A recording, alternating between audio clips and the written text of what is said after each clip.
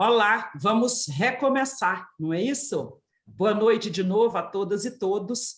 Nós estamos aqui em vias de começar a segunda palestra do nosso colóquio nacional, segundo colóquio nacional, Mulheres Magistradas Debatem, e hoje nós teremos a presença da ministra Carmen Lúcia, tratando do tema Democracia, Invisibilidade Digital e Direitos Fundamentais. Conosco também o professor José Luiz Bolzan de Moraes, que nos brindará aqui com as suas palavras muitíssimo autorizadas, como sempre, sobre esse assunto que é objeto de sua larga pesquisa nacional e internacional. Eu agradeço de novo a todas e todos, convido a vocês para se acomodarem, porque daqui a pouco nós começaremos a nossa palestra de hoje, 12 de novembro, 18h30, cravado o horário de início. E eu já inicio, de novo, professor, colegas, visitantes, amigos, amigas, eu já inicio agradecendo, e agradecendo principalmente a vocês que fazem com que esse evento possa ocorrer e nos estimulam a produzir, estudar, pesquisar, perquirir temas como esses que movem a conversa de hoje: direito, democracia, novas tecnologias e instituições de garantias. Pois bem, eu inicio com os agradecimentos e já lhes digo que nós temos, na realização desse evento, instituições parceiras a quem devo enviar nossos agradecimentos. Eu destaco aqui o Cyber Leviatã, Observatório do Mundo em Rede, que é a instituição que promove esse evento, acompanhado e apoiado por instituições parceiras a quem farei referência logo na sequência. Eu sou Edilene Lobo, professora do Programa de Pós-Graduação em Direito da Universidade de Itaúna, e endereço meus agradecimentos, os nossos agradecimentos, aos nossos parceiros e parceiras. São eles e elas a Universidade de Itaúna, a Universidade Vale do Rio dos Sinos, a Unicinos, a Escola Judicial Desembargador Edésio Fernandes Rodrigues, a Rede de Pesquisa, Estado e Constituição, a Faculdade de Direito Unopar de Sete Lagoas, a Associação Brasileira de Mulheres de Carreiras Jurídicas, Seção Minas Gerais, e a Faculdade de Direito de Vitória. Professor Bolzan, uma alegria recebê-lo, ouvi-lo, colegas.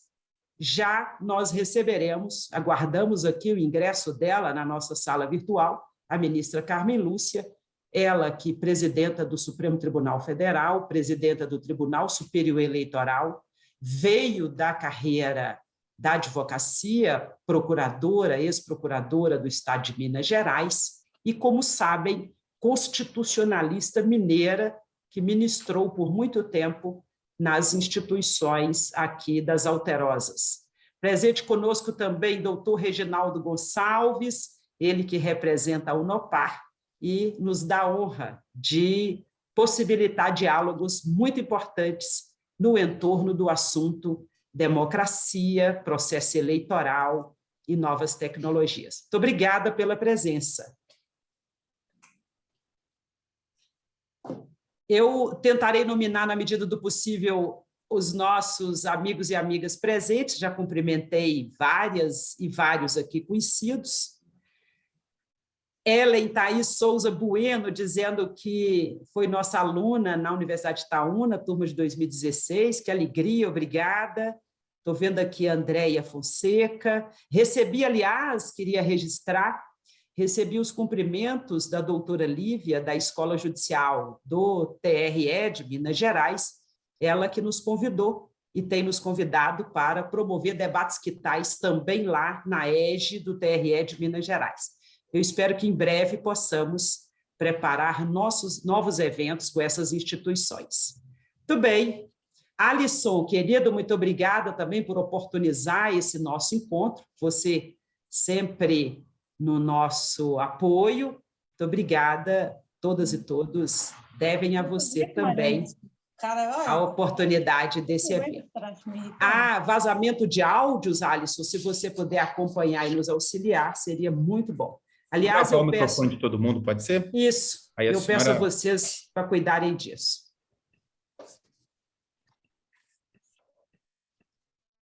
Pronto, professora, pode tentar ligar seu áudio.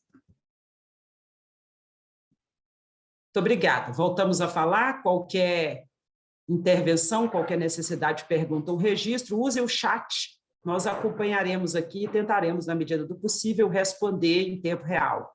Se, porventura, houver alguma dificuldade de acesso a essa transmissão, posteriormente, nas nossas redes sociais, e, aliás, eu já as convido para nos acompanhar pelas redes sociais, brevemente, vocês poderão rever esse evento, acompanhá-lo de novo pelos nossos canais nas redes sociais. Muitíssimo obrigada. Aguardamos alguns minutos para o ingresso na nossa sala da nossa convidada. A ministra Carmen está participando também de um evento no Ceará e logo depois da nossa conversa, ela faz parte de um outro seminário que se encerra hoje, Direito Eleitoral em Pernambuco, se eu não estou enganada. Portanto, ela falará conosco por 30 minutos, pedirá licença e se retirar, e nós seguiremos tratando do tema democracia, invisibilidade digital e direitos fundamentais. Mais alguns minutos e iniciaremos.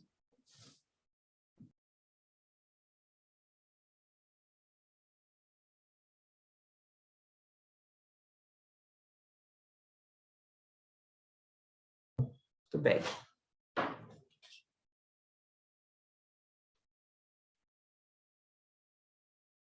Nós temos vários alunos e alunas, muito obrigada de novo. Preparem-se. Fádua, muito obrigada, boa noite também para você. Todos nós preparando aí para o final do semestre, né? Fácil não. Espero que vocês estejam afiados, viu?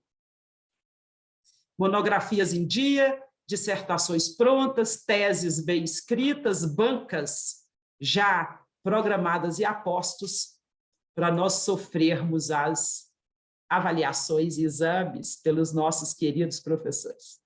A ministra Carmen Lúcia se encontra na sala conosco. Boa noite. Eu sou Edilene Lobo, já agradecendo a presença.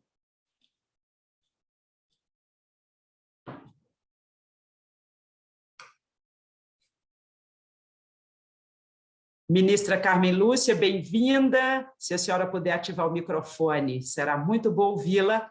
E nós estamos aqui ansiosas e ansiosos esperando a sua palestra. Ora, doutora Edilene, tenho certeza que os senhores e as senhoras terão muito mais a dizer. Muito bem, ministra, é um orgulho, agradecida. Nós começaremos nosso evento. Já fiz o registro, já agradeci, aproveito de novo para agradecer. Sabemos da sua agenda tão lotada, mas nós não poderíamos perder a sua fala sobre democracia, invisibilidade digital e direitos fundamentais. Nós promovemos esse evento pelo Instituto Cyber Leviatã, Observatório Mundo em Rede, e contamos aqui com o apoio de várias instituições parceiras, a Universidade de Itaúna, a Universidade do Vale do Rio dos Sinos, a Escola Judicial Desembargador Edésio Fernandes Rodrigues, a Associação Brasileira de Mulheres de Carreira Jurídica, Seção Minas Gerais, também a Unopar de Sete Lagoas, a Faculdade de Direito de Vitória. Muitíssimo obrigada a todos e todas. Por favor, ministra, a palavra é sua.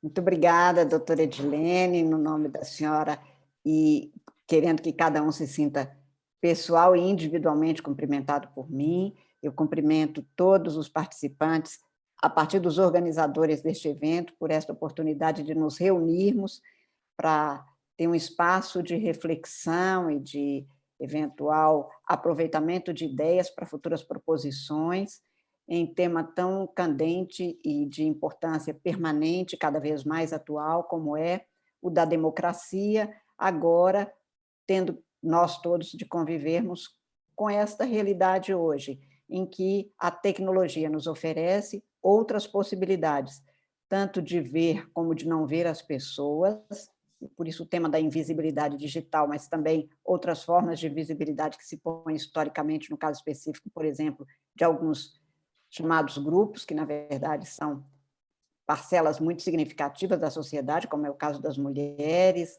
dos negros, dos indígenas, mas em que este novo formato de tecnologia que se põe na vida corriqueira de todos nós, de alguma forma, afeta não apenas as nossas relações, mas a enorme preocupação do direito e de quem trabalha com o direito. Por isso, o meu agradecimento muito especial e os meus cumprimentos pela escolha de um tema tão urgente, tão grave e tão desafiador, porque nós não temos respostas prontas para essas novas condições que se criam nas nossas vidas com as tecnologias. E eu gostaria, portanto, professora Edilene, de tecer as observações no tempo, que será curto, de que disponho. Eu gostaria muito, como eu disse, de ouvir todo o colóquio, mas eu gostaria de fazer as minhas observações em 3 itens especificamente que eu quero enfatizar.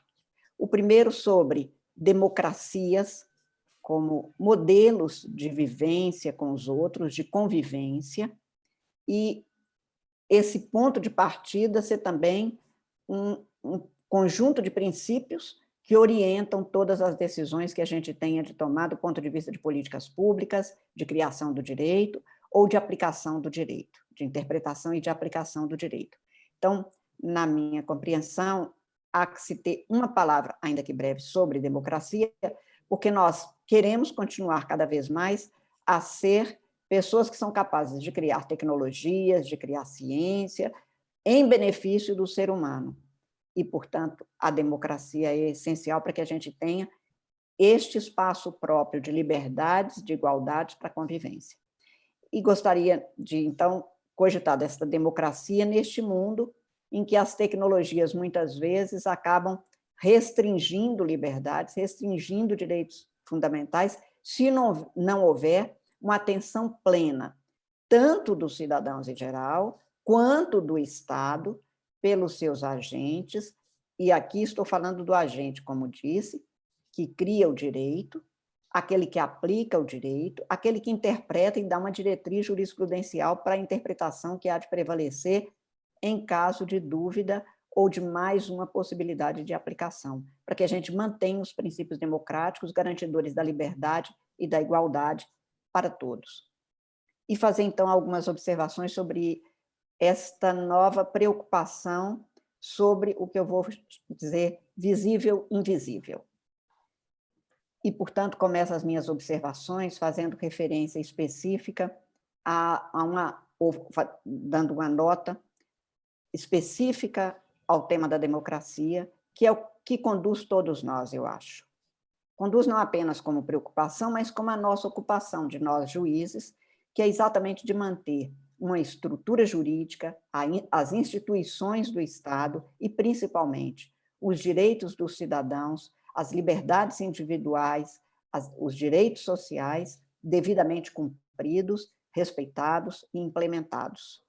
Não se tem outro modelo de convivência que garanta a liberdade. Eu digo mais, em geral, lembro sempre que, para além da liberdade, o que nos propõe ou nos põe à disposição os modelos democráticos de convivência é a libertação, quer dizer, a capacidade de superar os limites já conquistados e aqui já chegamos na liberdade que a Constituição reconhece, estabelece e garante que será respeitada. É o movimento da vida no sentido de buscar novos espaços para o exercício das liberdades. E é exatamente por se ter a democracia garantindo que a vocação humana pela criação, pela invenção, pelo conhecimento que leva à ciência, é que nos dá esta possibilidade hoje de nos valermos de tecnologias muito novas, e se alguém tivesse dúvidas sobre isso, bastaria ver o que nós estamos fazendo aqui. Por conta de uma pandemia que acelerou, talvez, em 5 a 10 anos, o uso corriqueiro de mídias, de plataformas, estamos, todos nós, cada um no lugar, mas podendo nos reunir numa nova praça ou num espaço chamado digital. Agora, quando nós temos uma sessão de tribunal ou de órgão colegiado do legislativo, ou mesmo no executivo, a gente pergunta se vai ser presencial ou por vídeo. Nós nunca tínhamos feito isso há 3 anos atrás. A sessão do tribunal tal será às tantas horas. Ninguém perguntava porque todos estariam ali presentes. Não é que haja mais essa possibilidade, quando a gente fala do presencial, no sentido de estar presentes, porque presentes estamos nós aqui nesta sala, mas é que o presencial passou a ser com a apresentação do próprio corpo, além da sua presença que se faz por imagem. Esta é uma mudança significativa. E quando eu anoto e realço o sentido inicial da democracia, como foi feito no título dado a esta nossa prosa rápida, é exatamente porque, se nós não mantivermos os princípios fundamentais da dignidade humana, das liberdades, da igualdade, da cidadania, do pluralismo, seria muito mais difícil construirmos esse espaço institucional, cultural, sociológico, de convivência com liberdade, com igualdade para todas as pessoas. A democracia é que nos dá exatamente essa possibilidade de fazermos com que as nossas invenções, as nossas ciências, não contaminem a sensibilidade democrática e não tem alguém que possa usar tanto um conhecimento, por exemplo, dessas plataformas, dessas tecnologias, das redes sociais, que possa abolir inteiramente, extinguir ou até enfraquecer o outro como ser humano na sua liberdade. Por isso, a importância tão grande de, num título como esse, começarmos pela democracia, porque o que estamos tentando permanentemente é fazer com que a democracia se fortaleça, para que as tecnologias, para que esses conhecimentos tecnológicos estejam a serviço do homem, e não pondo o homem como reféns, pelo menos, até mesmo por um certo descuido, em alguns casos por desconhecimento do que o uso exorbitante, a visibilidade excessiva ou o cancelamento, como nós tivemos nos últimos anos, pode acarretar e acarreta na convivência com o outro, seja via plataforma, seja nas relações humanas, em que as pessoas se apresentam no mesmo círculo familiar, de amigos, profissional ou o que seja. Então, em primeiro lugar, eu enfatizo a questão da democracia, e aqui faço uma referência muito cuidadosa também sobre a importância para a democracia do princípio que está no caso brasileiro, e não só no caso brasileiro, mas nessa Constituição de 1988, que agora completou 33 anos de vigência, o direito à informação e o direito à educação.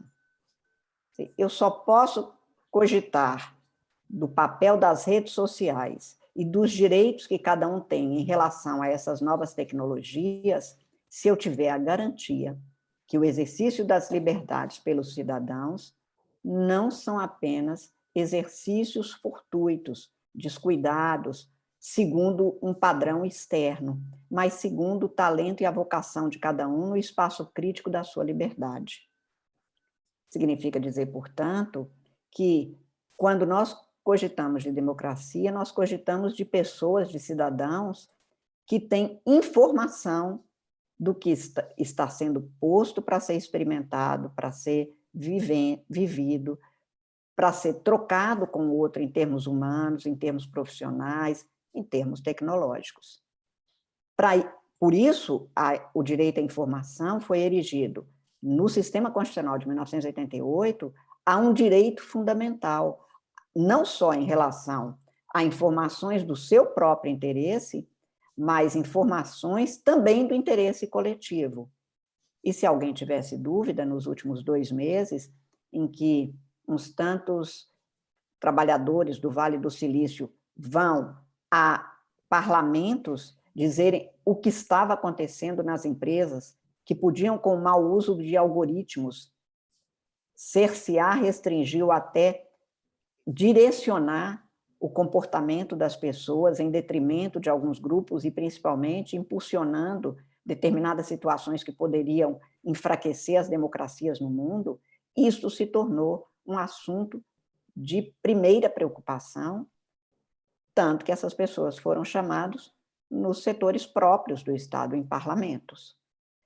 Porque é exatamente o direito à informação que faz com que a liberdade crítica possa ser exercida pelas pessoas em igualdade de condições. Mas, especialmente, foi a partir do direito constitucional, tido como direito fundamental, que nós conseguimos sair de um mínimo existencial material para o mínimo existencial também psicológico, também político, em que um eleitor não saiba tão mais do outro que escolhe ou não escolhe segundo seus interesses e, principalmente, desconhecendo o candidato. E alguém, como não conhece o candidato, como não teve informação bastante sobre o processo eleitoral, pode se ver enganado de uma hora para outra no tipo de propaganda feita, no tipo de divulgação feita, e no qual ele, sem capacidade crítica, por ausência de todos os elementos que seriam necessários para se informar, ele não dispõe dos instrumentos intelectuais para que ele possa fazer uma escolha efetivamente livre. Não é, portanto, o mecanismo da justiça eleitoral, os instrumentos da justiça eleitoral, por exemplo, no Brasil, que tem algum índice de inconfiabilidade que não tem. São absolutamente confiáveis, não apenas as urnas, como todos os instrumentos de que nos valemos no direito eleitoral brasileiro, que é um exemplo no mundo.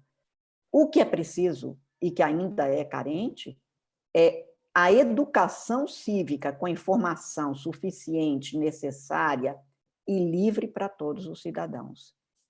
E também a Constituição põe como direito fundamental o direito à educação, que até há 5 anos atrás nós diríamos o direito à educação sem qualquer adjetivação.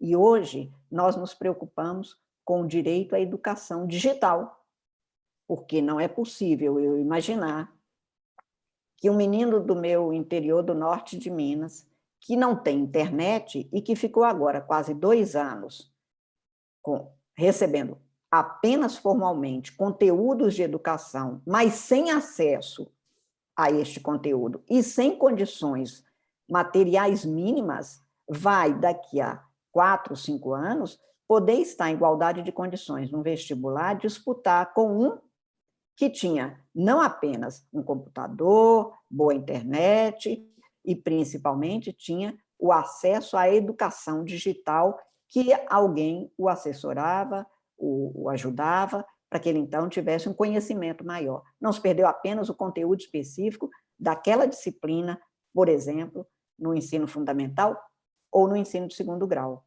Perdeu-se uma outra formação, uma outra informação. É certo que mesmo nós que temos melhores condições, temos, às vezes, dificuldades muito maiores do que uma criança. Eu sempre digo que, quando eu tenho qualquer problema em casa, chamo meu sobrinho de 5 anos, que ele, com um pouco de má vontade, que ele olha quase blasé para mim, dizendo: ai, tia, como se é tão simples, tão óbvio. Não, óbvio para ele, porque já tem um chip no ouvido, eu acho. Não é o meu caso, mas a gente tem alguém que nos ajuda e tem como ser ajudado. Nós temos um contingente enorme de pessoas que não recebem, não é a educação digital, é um mínimo de informação que só passa hoje por essas tecnologias e essas plataformas. E aí nós temos o que agora foi posto pela professora Edilene de maneira tão desafiadora, sobre a questão da visibilidade e invisibilidade. Na verdade, foi mencionada invisibilidade, mas tem o inverso, que é a visibilidade excessiva, e os direitos fundamentais como um dos grandes desafios que nós temos na humanidade. Não é só do Brasil, é também do Brasil, e, claro, eu sou cidadã brasileira, servidora pública brasileira, e por isso meu primeiro problema que se põe é com o Brasil e para o Brasil, porque é aqui que eu preciso de ver a solução em primeiro lugar. Mas nós temos 2 formas de ver a invisibilidade, inclusive no direito.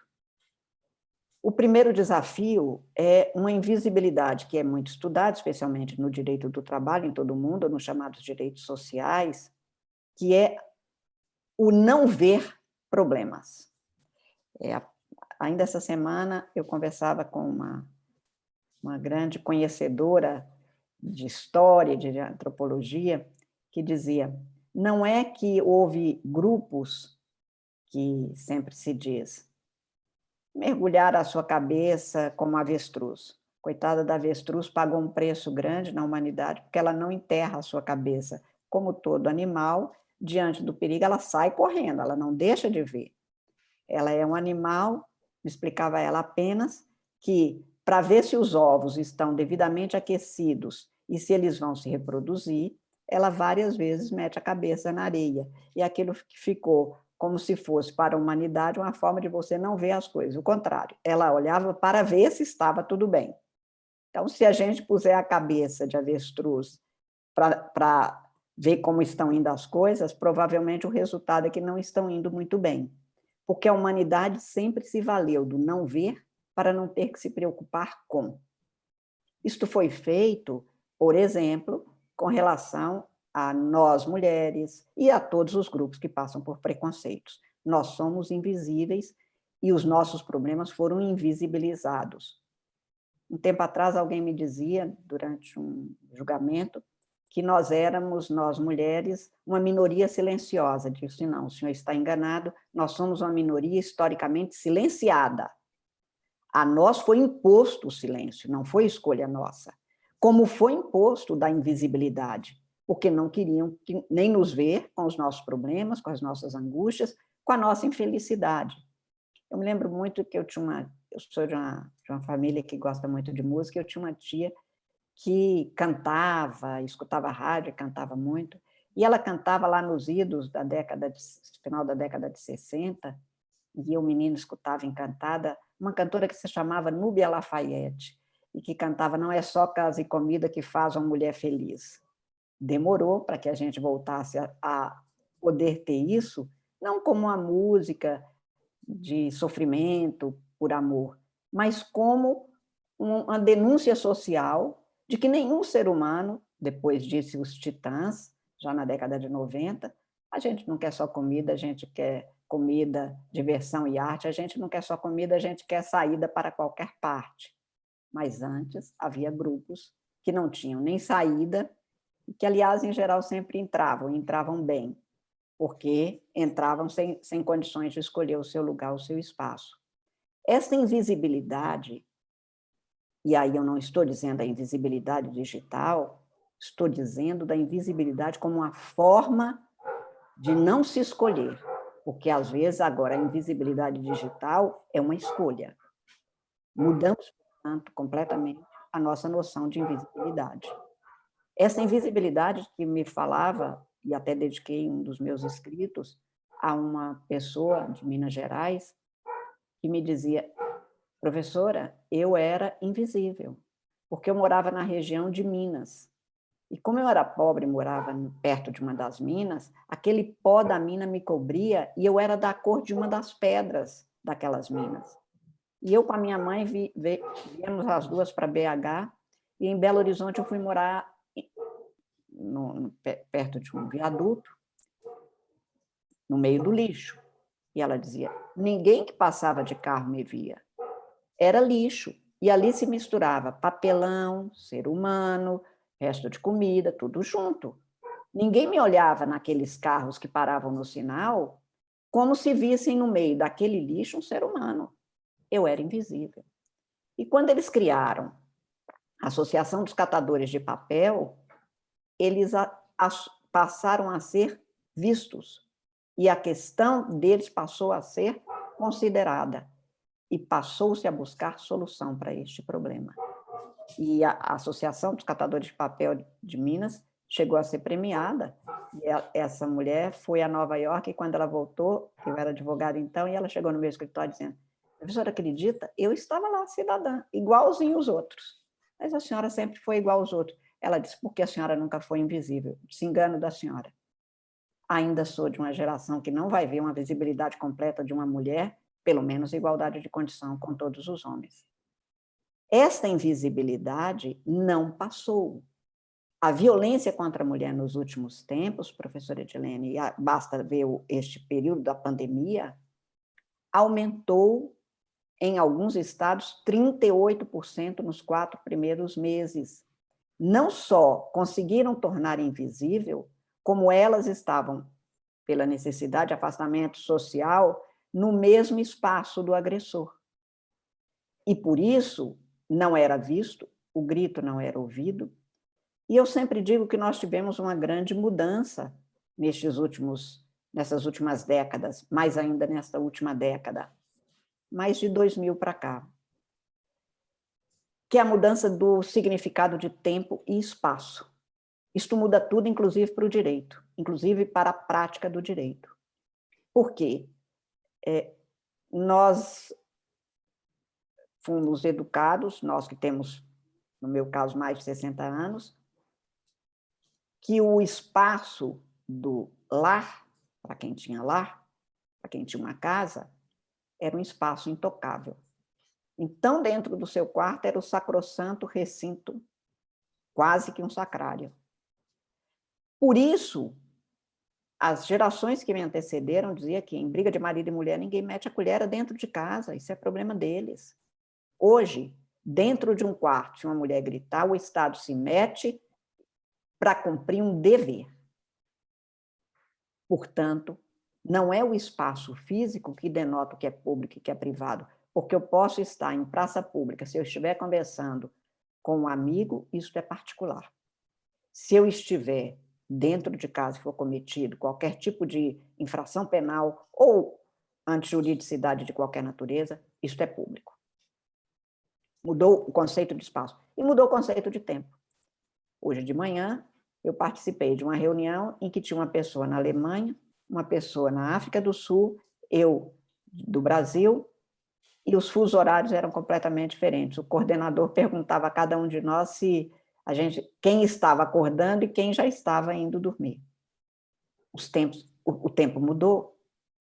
O tempo não mudou apenas porque eu sempre dizia, eu não tenho o dom da ubiquidade, agora eu tenho. Eu não tenho o dom da ubiquidade, mas a tecnologia me ofereceu. Por outro lado, se eu posso superar uma invisibilidade decorrente de uma circunstância temporal e espacial que era bem delimitada e que mudou, e isso muda o direito, porque o direito trabalha com o tempo, por exemplo, canso de lembrar, o Poder Executivo trabalha com o tempo presente, daqui para frente. O Poder Legislativo trabalha com o futuro. A lei entra em vigor para valer no futuro. A não ser a lei penal que for mais benéfica ao réu. O Judiciário trabalha com o passado. Parece que as pessoas não se apercebem disso. Quando a gente julga um caso, já aconteceu. Quando tem um júri, já aconteceu o crime contra a vida. Quando um contrato não foi cumprido, é pretérito. Passou. O direito, neste caso, executivo, legislativo e judiciário, juntou os tempos de vida, de várias gerações, inclusive. A Constituição brasileira fala em solidariedade entre gerações, preserva-se o meio ambiente hoje para quem vier depois. Isto mudou conceitos fundamentais do direito. Vêm as novas tecnologias que não podem mudar o ser humano no que é a sua essência. E por isso eu comecei falando em democracia. Porque a busca de liberdade para cumprir a própria vocação e ter alguma oportunidade de se fazer feliz, esta não mudou. Não me interessa qual é o conceito de tempo e espaço e o que o direito tem que fazer para se adaptar a estas novas tecnologias e como ela vai lidar com elas, coartá-las para que nenhum desses princípios fundamentais e dos direitos fundamentais tenha algum tipo de retrocesso no marco civilizatório que nós já conquistamos. Porque não são situações fáceis. O que antes era uma invisibilidade, por exemplo, de grupos que eram proscritos ou fragilizados, se tornou agora outra questão de não querer ser visível. A gente tem aqui no Supremo Tribunal Federal muitas e quantas causas de pessoas que querem não ter as suas vidas expostas. Por quê? O direito à intimidade, o direito à privacidade, diz respeito à própria dignidade humana. E é uma preservação de cada um de nós para se compor, se recompor, se fazer e se refazer, segundo aquilo que lhe é essencial. E eu, mais de uma vez, tenho dito, mas a gente fala em invasão de privacidade, no caso de tecnologias, de um excesso de visibilidade, que você queira ou não queira, muitas vezes, chamado a isso, até pelas condições mesmo de comércio, de consumo, em que o seu nome e o nome do seu telefone é amplamente divulgado, digo, de todo consumidor, de todo cidadão, e no final você recebe mensagens que você não sabe de onde que vem, e quando você é exposto por essas redes sociais, até mesmo de atuação composta e consentida em grupos, há um excesso de visibilização, isto para não contar nas invasões, nessas tecnologias, na questão da segurança dessas tecnologias, e porque, ao lado da invasão de privacidade, há também, e é preciso que se diga, uma evasão de privacidade. Há pessoas que se expõem porque querem, porque acham que isto pode ser, este exibicionismo pode frutificar profissionalmente ou pessoalmente, enfim. São escolhas, e aí o que o direito tem que lidar é em saber qual é o limite disso.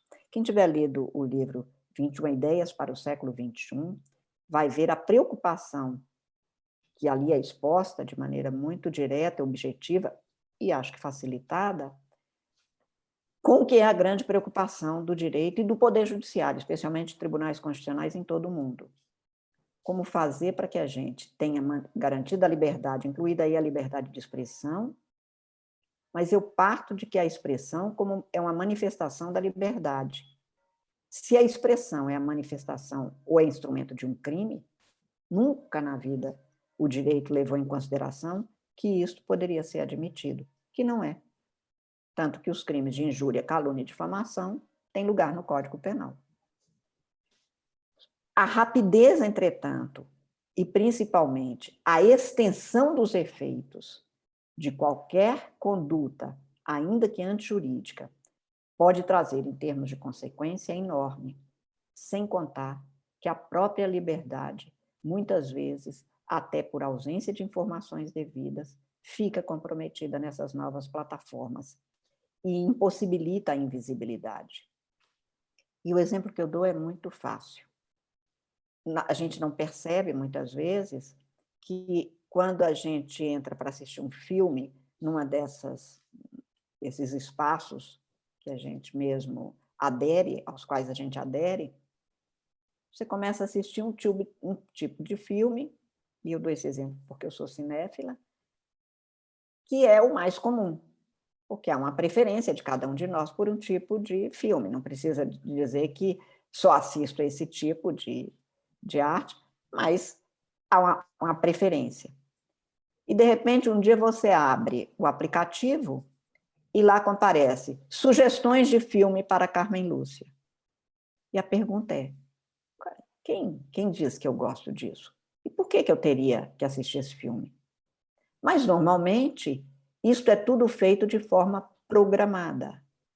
E agora, o que foi denunciado há alguns anos atrás, 4, 5 anos, agora, estes trabalhadores do Vale do Silício demonstram que há um direcionamento do algoritmo para não apenas sugerir aquilo que você gosta, mas passar a fazer você gostar do que eles produzem.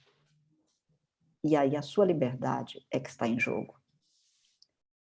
E, portanto, a sua invisibilidade, ainda que você esteja off e não on, porque agora é esta a equação, o visível e invisível, off, on, online, offline, mudamos tudo. E qual é o limite disso e como lidar com isso? As consequências, como disse a trabalhadora, e era parte integrante de uma dessas grandes empresas mundiais, a consequência é a liberdade de cada um de nós e o enfraquecimento possível, não necessário, e acho que haverá de haver meios de nós também repensarmos todas essas instituições, para que o ser humano saiba qual é o limite que ele pode estabelecer no uso dessas tecnologias para tornar visível o que precisa de ser visto pela sociedade democraticamente e dar a cada um o direito de não ser visibilizado o tempo todo numa exaustão de exposição que faz com que a gente não seja mais capaz de viver sem estar em rede, sem estar com ninguém. Eu sou uma mulher quase centenária, como eu disse, e por isso eu ouvi muito a minha mãe dizer, quando eu era menina, numa casa que era parede meia com outra, fala baixo que as paredes têm ouvido. Hoje eu vejo os meus sobrinhos educando seus filhos dizendo assim, fala alto que os ouvidos têm paredes.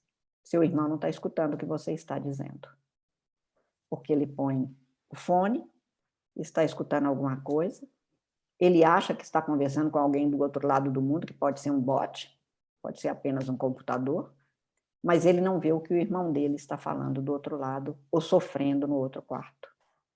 Isso significa que a própria humanidade que está sendo desafiada a pensar o que quer, como quer fazer, e principalmente quais são as consequências para as próximas gerações.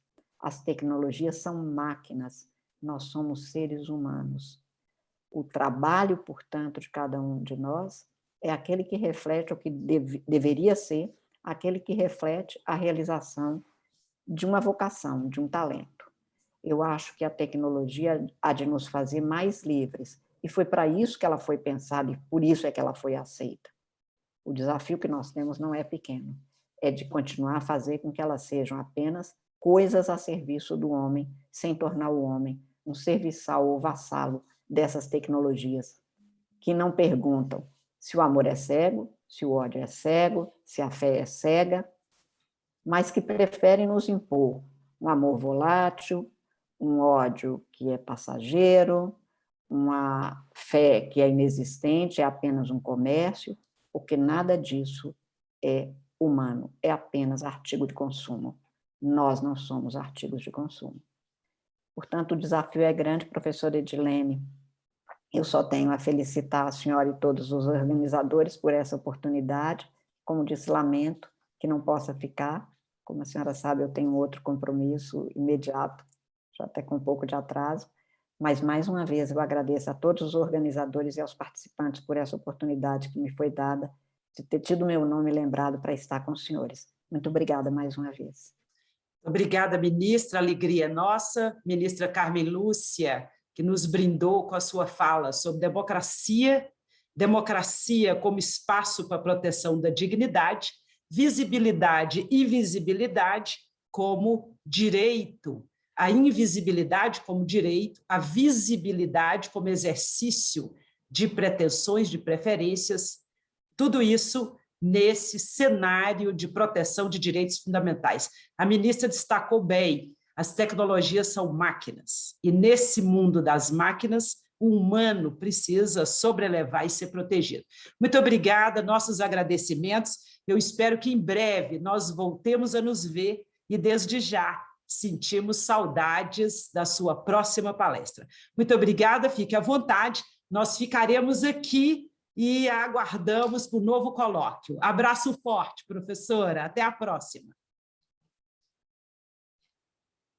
Colegas, convidados, convidadas, queridos, eu agradeço de novo a todas e todos e gostaríamos de ouvir sobre essa temática nosso queridíssimo professor José Luiz Bolzan de Moraes, mestre de todos e todas, particularmente para tratar dessa que parece ser uma contradição, sociedade da informação, invisibilidade digital. A ministra Carmen Lúcia falava da invisibilidade como um direito. Muito curioso, mas nós também examinamos a invisibilidade digital como uma sonegação do acesso à inovação tecnológica, a um minus de direitos fundamentais. Professor Bolzan, com a riqueza da sua experiência, por favor, dos seus estudos, fale conosco.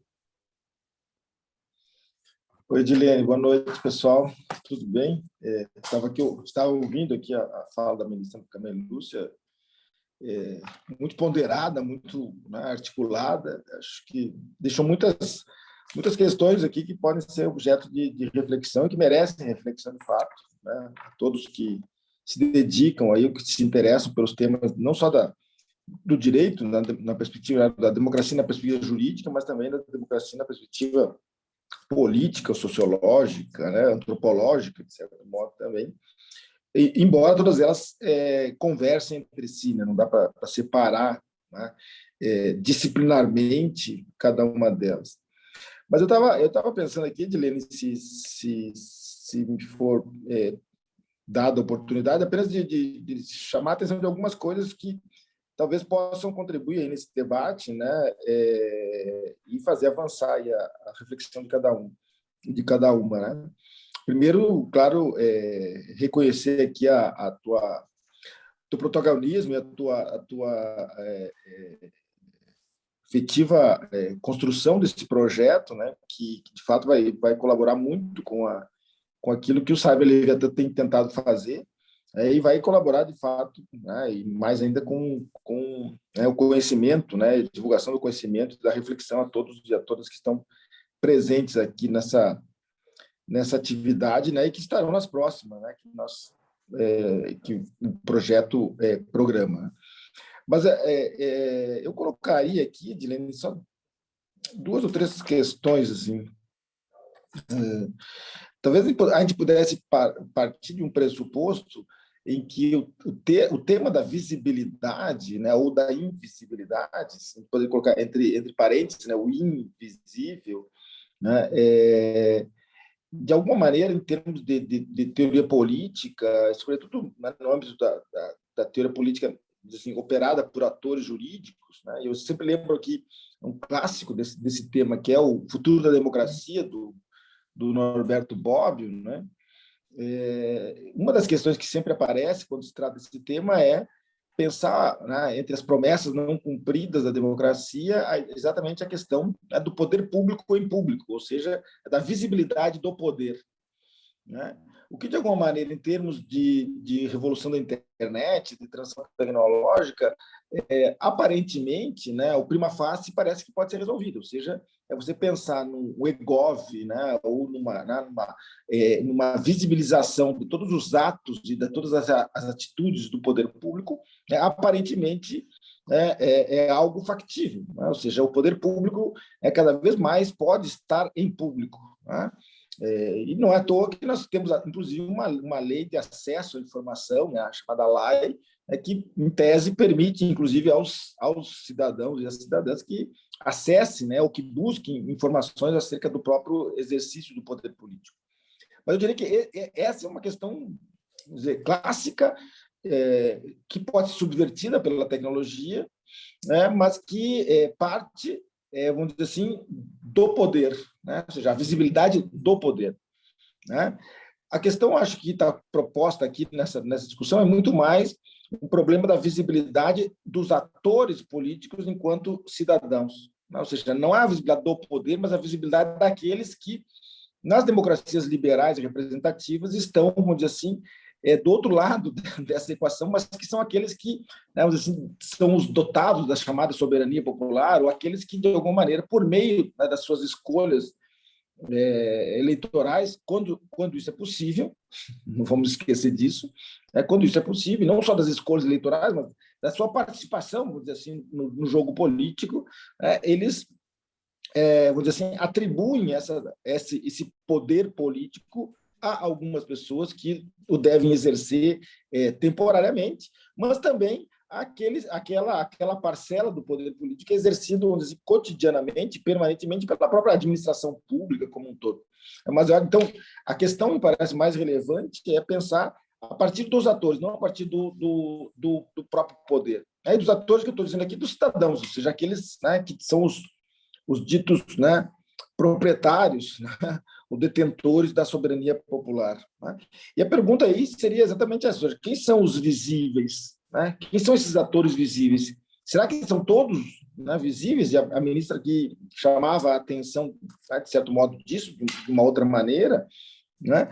Mas, sobretudo, se nós pensarmos em termos de democracias liberais, né, que são aquelas que nós vivenciamos para o bem e para o mal e nos seus próprios limites, né? Historicamente, a visibilidade ela foi limitada, né? E o que implica, por outro lado, na própria possibilidade de participação no processo político, né? Não só de escolha dos representantes, nós vivemos democracias representativas, né? Mas também na participação política efetiva. Não basta lembrar que essas democracias liberais nascem censitárias, né? Ou seja, só participava, né, do jogo político aqueles que detinham patrimônio ou renda. Todo o resto era invisível. Todo o resto era, né, assim, não cidadão ou não partícipe do jogo político. Evidentemente, de lá para cá, ou seja, do século XIX, das grandes revoluções do século XVIII, das revoluções liberais até hoje, nós evoluímos razoavelmente nesse processo, né, com o reconhecimento de uma certa visibilidade àqueles que originalmente eram, né, excluídos do jogo político, que eram, né, os não detentores, os não proprietários, os não detentores de algum patrimônio ou de alguma renda, né, que variavam. Né? E é interessante observar que isso foi um processo lento, não foi um processo rápido. Ou seja, a inclusão, né, num primeiro momento, né, dos trabalhadores no processo, no jogo político, ela demandou muita disputa, muita luta por parte dos trabalhadores, né? E depois a ampliação, aquilo que a gente vai chamar da universalização da participação política, que não é universal, nem hoje, até hoje não é, embora ela tenha se expandido, né? Ela foi incorporando, né, novos partícipes desse jogo, inclusive com o reconhecimento do voto feminino, que né, em muitos países, né, ditos democráticos, liberais, né, custou muito tempo e muita disputa, muita luta. Né? Eu lembro aqui um filme clássico sobre isso, né, As Sufragistas, né, que relata um pouco essa demanda pela, né, essa disputa, né, em torno do voto feminino na Inglaterra, né, e como isso custou vidas, inclusive, né, não só custou essa disputa, custou, né, força, mas custou vidas das pessoas. Então, eu acho que a questão da invisibilidade ela é conexa à própria democracia liberal. Né? E, embora nós tenhamos, vamos dizer assim, de alguma maneira experimentado esse alargamento, né, que não resolve o problema, nós continuamos até hoje com, né, dimensões de invisibilidade, mesmo daqueles que, né, têm formalmente o reconhecimento de uma cidadania política que não é acompanhada por uma outra dimensão de cidadania, que poderia dizer de uma cidadania substancial, ou de uma cidadania qualificada no cotidiano das pessoas. Então, acho que essa é uma questão importante que precisaria ser relembrada, né? Que eu estou colocando aqui mais para a gente pensar a respeito, né? Tanto é que o próprio Bobbio, voltamos ao velho Bobbio, né, chamava a atenção de que um dos problemas da democracia liberal, mesmo no final do século XX, ainda era a de que a democracia liberal ela apenas conseguiu fazer com que houvesse uma disputa entre oligarquias, não o fim das oligarquias, como era proposta, né, inauguralmente, como o ideal da mesma democracia liberal. Né? E o que a gente tem visto hoje é que, de fato, né, e sobretudo em alguns países periféricos, ou que não é um bom conceito mais, mas essas oligarquias continuam ainda em disputa. Né? Então, a questão me parece que se inaugura por aí. E o problema é nós colocarmos aqui exatamente a questão de será que com essa ampliação da participação, né, com essa universalização da possibilidade de participação no processo de escolha, sobretudo nas democracias representativas, né, nós conseguimos transformar aqueles que eram invisíveis e invisíveis, né? Ou seja, será que basta essa incorporação no jogo político, aparentemente, né? Ou essa uma incorporação formal, mesmo daqueles não detentores, mesmo das mulheres, mesmo dos indígenas. Até hoje nós temos essa discussão. Eu lembro que quando eu participei da Comissão de Reforma da Legislação de Migração no Ministério da Justiça, uma das demandas, por exemplo, dos migrantes é exatamente a participação política, a cidadania política. Esses migrantes, muitos deles que estão sem reconhecimento formal no seu processo de imigração, que são escondidos, vamos dizer assim, né? Eles são invisibilizados no processo político. E eles participam do jogo econômico, da atividade do trabalho, da produção, etc. Basta nós vermos, por exemplo, em São Paulo, nós temos milhares de bolivianos, por exemplo, que são migrantes que trabalham como escravos, né? Inclusive em fábricas de vestuário, por exemplo. Né? Então, essas pessoas não têm reconhecido sequer a sua participação, a sua possibilidade de participação política, embora operem na economia, embora paguem impostos, tributos, né? Porque compram mercadorias e com isso estão pagando tributos, né? Mas não tem possibilidade de participar, não são reconhecidos sequer como cidadãos para a participação eleitoral. Né? Então, veja, nós temos um universo ainda significativo. E agora, com a questão digital, né, me parece que nós avançamos ainda mais para um problema de que, ao mesmo tempo em que, aparentemente, você pode dar maior visibilidade, inclusive a esses que estão, né, no jogo político tradicional invisíveis, porque eles poderiam ter condições de se expressarem nessa nova ágora virtual, o que a gente acaba tendo é, primeiro, um problema de acesso, né? Ou seja, acesso digital, acesso à própria tecnologia, né? Que talvez seja um problema inaugural, né? Embora se fale tanto, a gente pensa, isso é uma coisa que parece que está em todos os lugares, é tudo mundo, mas nós temos, pelo menos no Brasil, 25% da população sem acesso digital, né? E, ao mesmo tempo, né, esses invisíveis eles são acessados muitas vezes digitalmente. Eles não têm acesso digital, mas são acessados digitalmente, o que é um outro problema.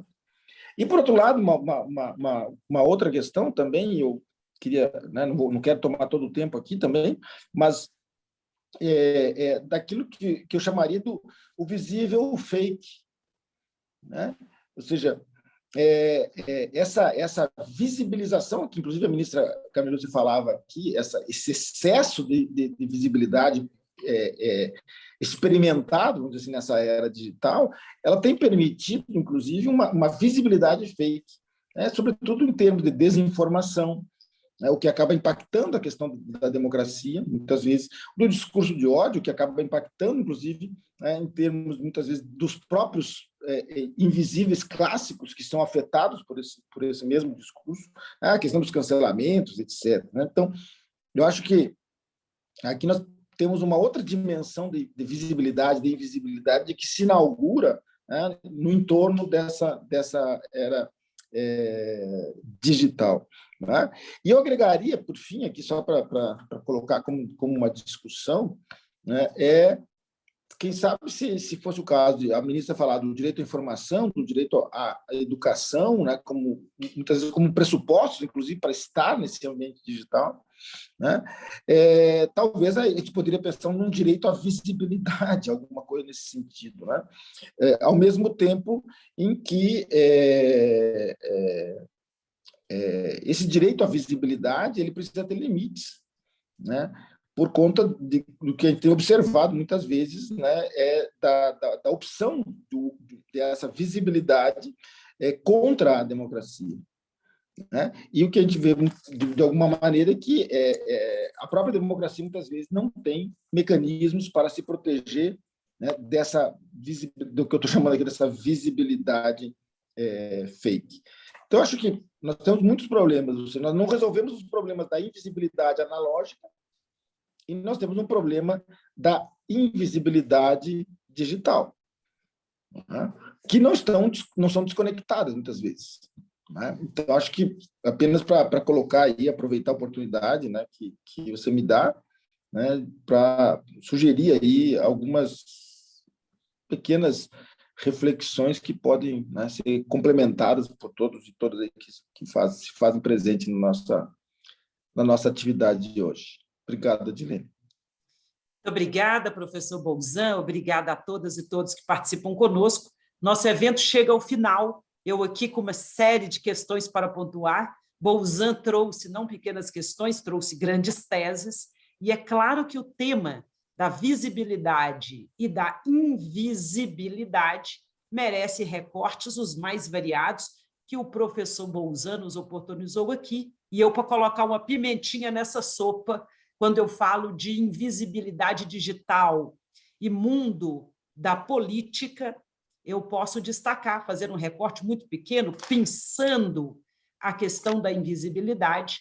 Eu vejo que nós estamos em plena era tecnológica que não permitiria que se mantivessem, por exemplo, fora dos processos de escolhas políticas, grupos historicamente excluídos, por exemplo, para ficar só neste, aqui trago para a nossa reflexão, por exemplo, as pessoas encarceradas. Com a tecnologia de captação eletrônica do voto, por exemplo, seria perfeitamente possível, viável, factível, que o sistema de justiça eleitoral oportunizasse acesso e visibilidade dessas pessoas no mundo da política, realizando suas escolhas, ainda que por razões específicas encarceradas. Outro exemplo de grupos invisíveis, eu trago aqui as pessoas com deficiência, que muitas vezes, em decorrência da própria limitação de locomoção, e poderia perfeitamente, a termos em conta essa promessa de inovação tecnológica para a emancipação do humano, que, aliás, está prometida à sociedade brasileira pela própria Constituição, pensarmos, portanto, que essa promessa de inovação, se cumprida, poderia facilitar que se desse visibilidade nos processos políticos a pessoas com deficiência.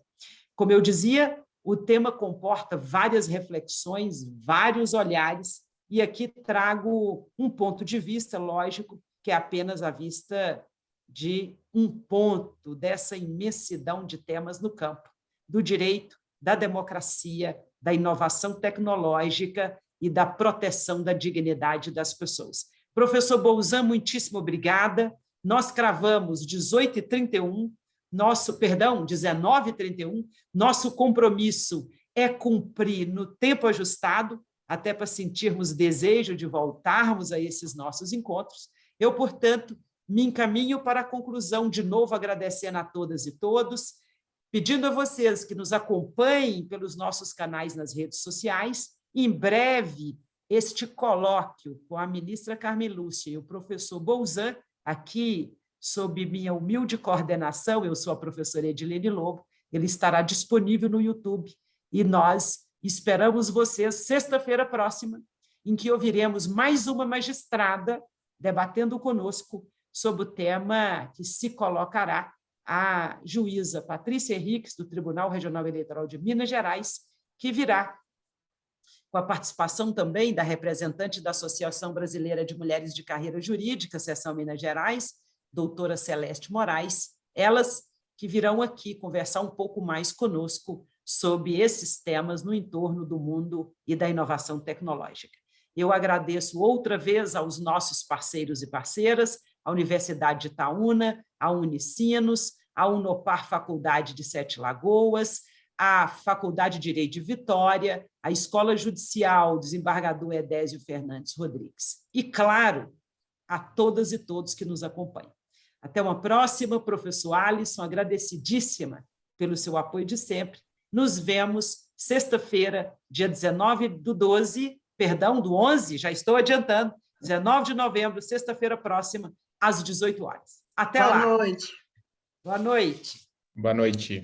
Até. Boa noite, pessoal. Até.